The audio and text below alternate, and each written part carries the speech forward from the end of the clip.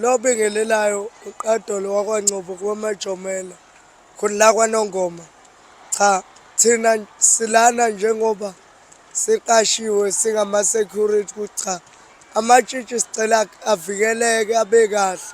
Okunye-ke ngicela ukudlulisa mfowethu, ngicela ukuthi ngedlulise namazwi enduduzo kumntwana waphinde angene ngoba ubeyibekile induku ebandla eshe iqhawe lamaqhawe ethi nje ma uZulu ngimmele ngoba ukubani ubengekho umntwana lesisihlalo ngabe sinyikaze kakhulu.